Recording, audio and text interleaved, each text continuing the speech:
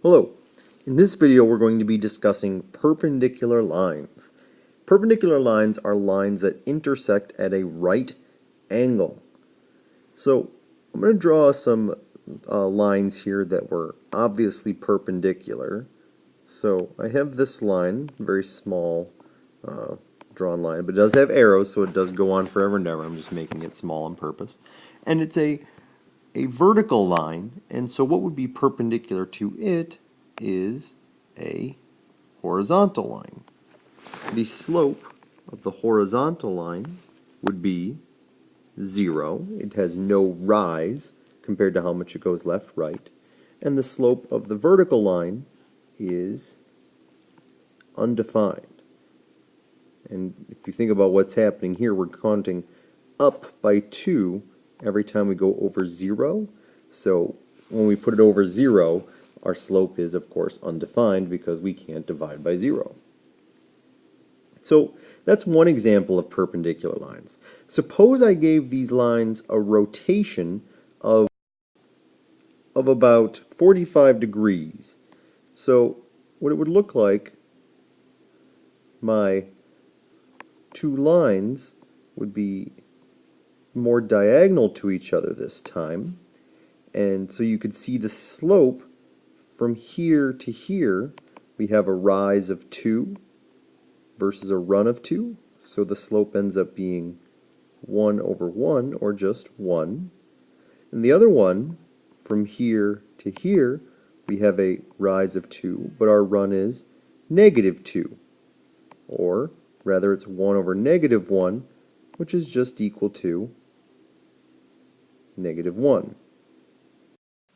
Let's consider for a moment these horizontal and perpendicular lines. So I've got this line here and that line here, and so they are of course perpendicular because one's directly up and down, one's directly left and right, so it's going to form that right angle.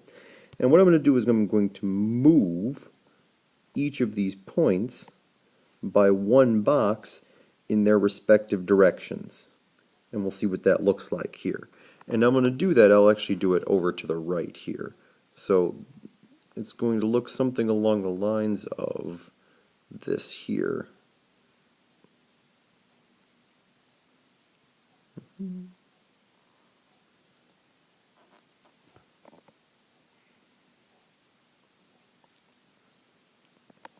And so what are the slopes of these lines? Well, from here I would have to count up 2 and backward in the negative direction by 4.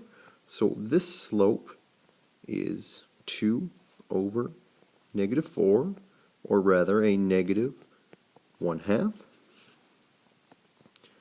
From here I would count up by 4 and then positive 2 units over. So its slope would be 4 over 2, or rather just 2.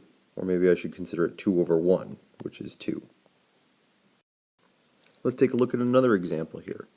If I take a look at these horizontal and perpendicular lines, I'm actually going to draw this next one right here down the center.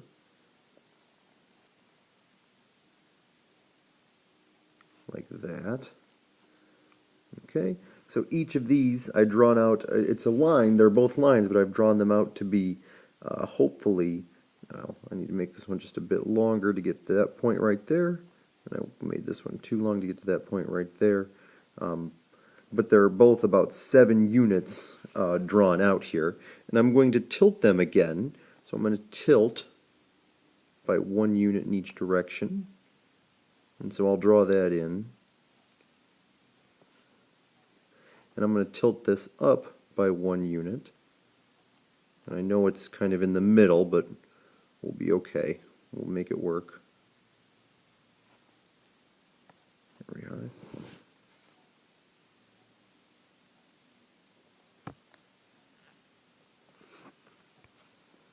So to do this, again, we can count up 1, 2, 3, 4, 5, 6, 7 in slope, up, and then it is 1, 2 over. So the slope for this line is a rise of 7 and a run of 2. While here, I'll use green for this, I have to count up. It takes me 1 to get back to where I was and 1 more up. So we have a rise of 2, and then we go backward, and that's actually -7 back to where it was. So this slope is a -2/7. So looking at our rotations, we've determined some things about the slopes of perpendicular lines, or we can draw a conclusion anyway. In the first ones we saw, we had slopes of 0 and undefined. Then we had a slope of -1/1 and 1/1. In our drawing in the third quadrant, we had slopes of 4/2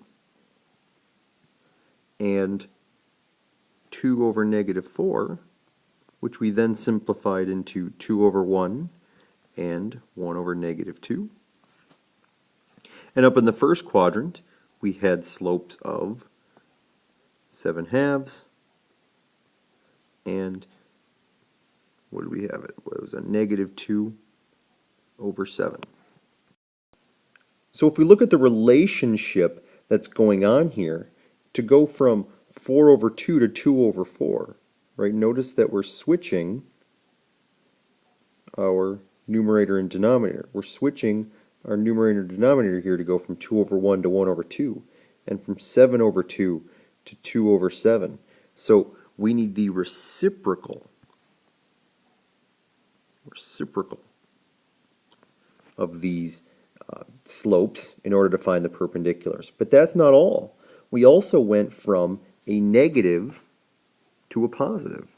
Notice that in the next one, we have a +4 and a -4. We have a +2 and a -2, +2 and a -2. So not only do we need the reciprocal, we also need the opposite of the numbers. So I'm just going to make a big long statement down here. The slopes of parallel lines are opposite